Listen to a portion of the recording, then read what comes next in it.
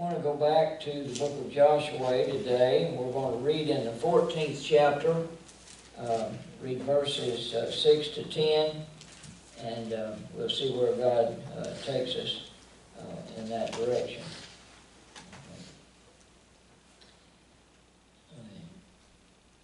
The Bible says in Joshua chapter 14, beginning at verse 6, Then the children of Judah came unto Joshua in Gilgal, and Caleb the son of Jephunneh the Kenizzite said unto him, Thou knowest the thing that the Lord said unto Moses, the man of God, concerning me and thee in Kadesh Barnea.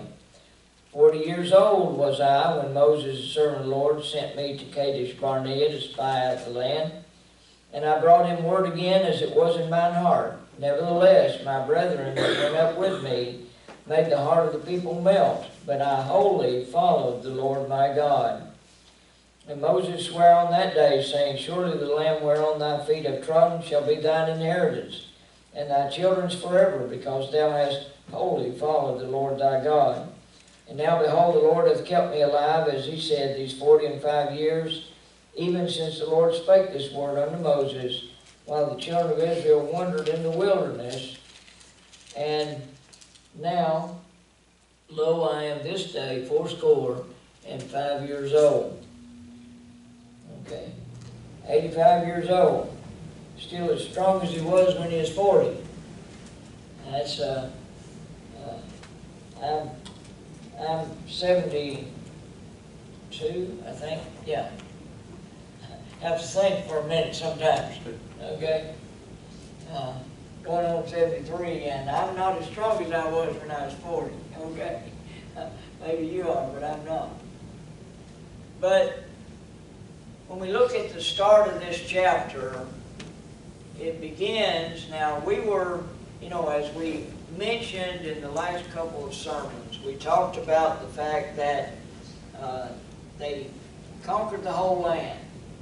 They got all of their inheritance, and now we're actually going into detail about some of the ones and how they did that. Now, when we look at the children of Israel, we've got 12 tribes, okay? Now, there are times when they speak of the tribe of Joseph, but most of the time they talk about the half-tribe of Manasseh and the half-tribe of Ephraim. But one tribe didn't get any inheritance. They didn't have a certain strip of land that was theirs. They had cities that were scattered throughout Israel. And that tribe was the Levites. And there was a reason behind that. You see, it was from the tribe of Levi that the high priest came of the sons of Aaron. And Moses was actually a Levite. But in that situation, the idea behind it was that they were to be the ones that foresee and would look upon the children of Israel and help to make sure that they maintained the law. That they looked to God in every situation. They were to be those that were the teachers of the law. They were to be those that were wherever they needed to be in order that they might call upon God in different parts of the country. The country was big enough that everybody couldn't be in Jerusalem all the time. They couldn't be at the temple all the time. They couldn't be in the place. Now, every so often, there in the feasts of the year, when it was the Feast of Tabernacles and the Feast of and the First Fruits and the Passover feast and different things, they were, all the males of a certain age, if they were able to, were to go to Jerusalem to the temple, and there they were to worship and to do the things that had to do with what the law required. But during the year and during other times, there needed to be worship of God. There needed to be times where they came together and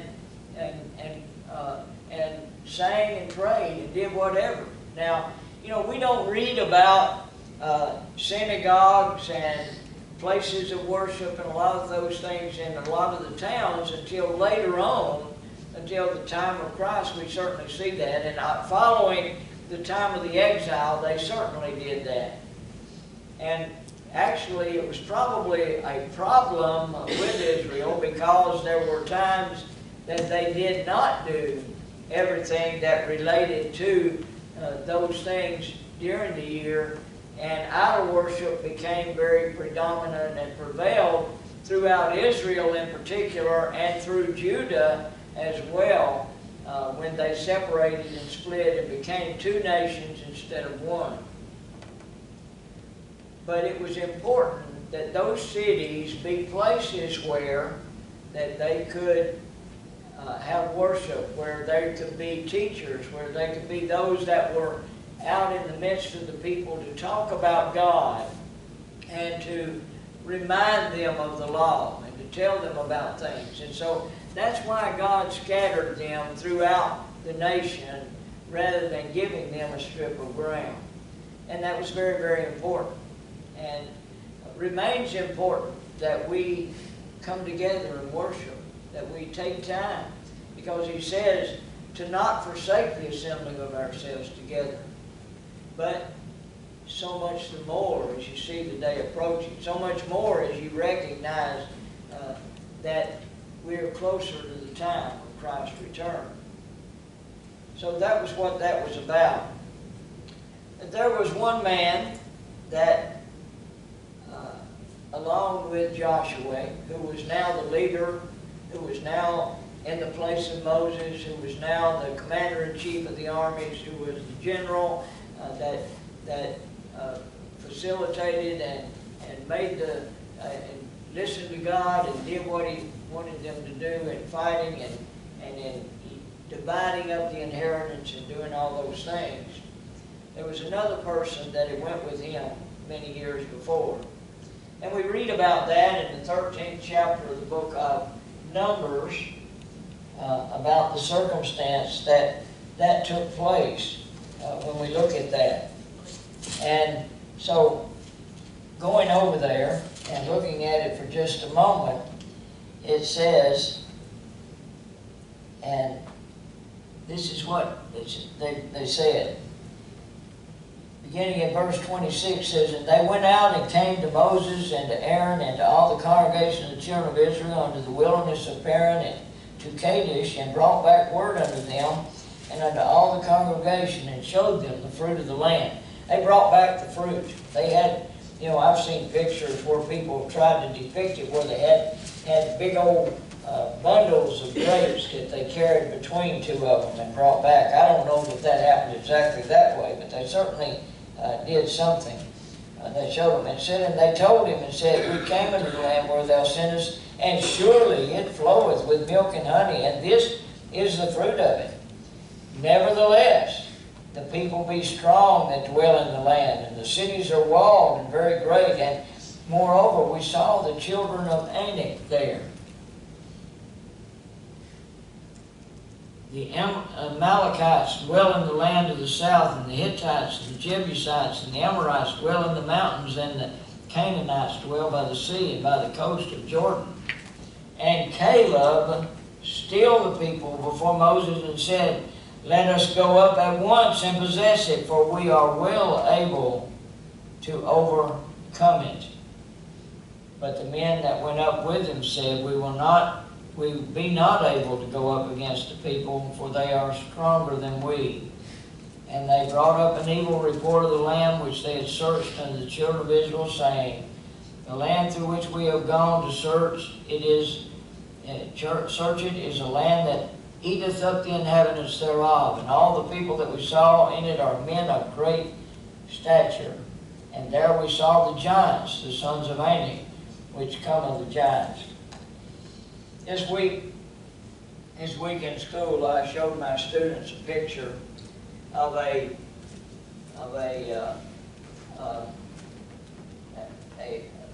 person who does the digging into the ground. What do you call that? The guy that digs and finds and all that. trying to remember the right word. But he was a man probably maybe a little taller than me, 5'6" or so. And he was standing in front of bones that he had dug up. And where he stood, the bones would have been like from here to the wall over there. Okay? They were all the way across. And he stood there looking like a pygmy in front, behind those bones.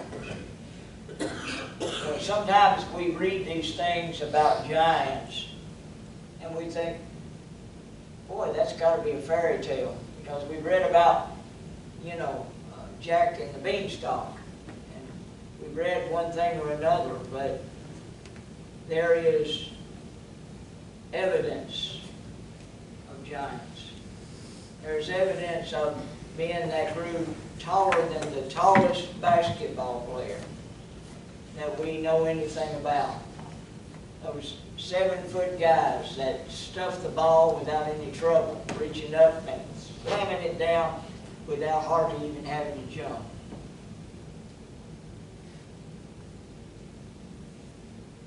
And the sons of Anak, he was a father of a bunch of giants. They call him a bunch of things, Raphadim or something to that. And I mean, there's a whole slew of names that the different ones of them have called them through time. But they existed. You know, when we think about giants, we think about Andre the Giant. He's not all that. He's a big guy, but he's not all that huge. He's one of those actors, you know. But they existed. And so they went in the land, and I mean, how would you feel if you went in and when you looked up, the guy was better than twice your size, you know? You know, we can look at it and we can think about how it was they felt when they went through that land. Not everybody was giants, but there were giants in the land. And we know about David and Goliath and those things that had to do with that. He was one of the sons of Anak. And so we look at him and his 4 brothers, and we look at what took place with them as we read on over into Kings and Samuel and the Kings and different ones that we read about. But here we have one of them standing up unafraid in front of the whole congregation and saying, we're strong enough, we can do it, we are able to do it, we've got God with us, we can handle it. But then 10 out of the 12 said, no way, we can't do this. They're twice our size. Now, you know, I remember as a kid, when I was in 7th grade, when I graduated from high school, I was only 4'9". And I remember on senior night when I went out on the floor at Alumni Coliseum, because they let all of us who were seniors, and there wasn't but 3 of us that had anything to do with the team at all. I wasn't a player, I was a manager, but they sent me out on the floor, and I heard the whisper as it went all the way across the said, he's a senior? Because I wasn't but 4'9". And, you know, I remember in 7th grade, we had a great ball player on the team. Jerry Jones was his name. I remember a number of them that were tall enough, but I was short enough I could run between their legs and grab the ball and go on, you know. So I understand just a little bit about it. I'm a short guy. And about everybody's taller than me, so I understand a little what they're talking about. They went in the land and they saw them twice as tall as they were, and it scared the daylights out of a bunch of them because they didn't trust what God said. They paid attention to what they were seeing rather than what God said. And oftentimes that's the case that we have with us. We pay a lot of attention to what we see around us. We pay a lot of attention to the things that look like they're going to take place. And we dream about them and we think about them and we worry about them and we let everything affect us by what we see and feel and touch and hear rather than reality. You see, reality is what God says it is. Every time. What God says is reality is truth. What He says is truth is truth. And, you know, when we're looking at this, and they cast lots, and they done all these things, and Caleb says, you know, he says, God promised me something a long time ago. He said, I still want that promise. And obviously it was certainly true. He had unfinished business. He came to that land and he wanted to go way back 45 years ago and take the land and have his inheritance and have what it was. But it wasn't just real estate that they were talking about. This was a religious matter. This was an important thing. This was getting rid of those things that harm and hold back and prevent and keep them, the people, from being what God wanted them to be. This is, when they went in to take the land, they were destroying idols. They were getting rid of the wrong. They were judging, God was judging the people of the land. This was all very important. Now let's talk about Caleb for just a minute. Read somewhere that the name Caleb actually meant dog. Now, the way it says it in my Bible dictionary is that Caleb spelled just a little bit different than this when it means that. But in the Bible, when they talked about dogs, Jesus actually said to one person who was a Gentile, when she came and talked to him, he said she desired that he would heal this one and he said, is it right for me to give the bread of the children to the dogs? And what he was saying, he said, yeah, but the dogs eat the bread that falls from the master's table. And Jesus wasn't being mean. He was looking at where her heart was. He was determining, and he was showing all those that were listening what was really there and what was really important. And he healed, he said, because of her faith. But when you look in the Old Testament scriptures, they saw anyone that was not Jewish, oftentimes, as being something less than. Oftentimes that was the case in the situation. Every time just about it that you read about Caleb, you read about who his father was, and he was a Kenizzite. Okay? What the world is that? Well, it's the children of Kenai, which was a child of Esau, which was Edomite. Okay? So he had been adopted into the tribe of Israel, becoming a part of Israel, putting faith and trust in God. And he was a leader by this time in the tribe of Judah, to the point he had become part of that tribe. He was basically an adopted. I have a student in my class that every time anybody talks to her about anything, she said, well, I'm adopted. And the truth of the matter is that when we start thinking about where we are in relationship with God, we've all been adopted. We are adopted into the family of God by the work that Jesus did on the cross of Calvary. We have become. We are born again. We are new creatures. We belong to Him. Caleb trusted God when the Israelites didn't.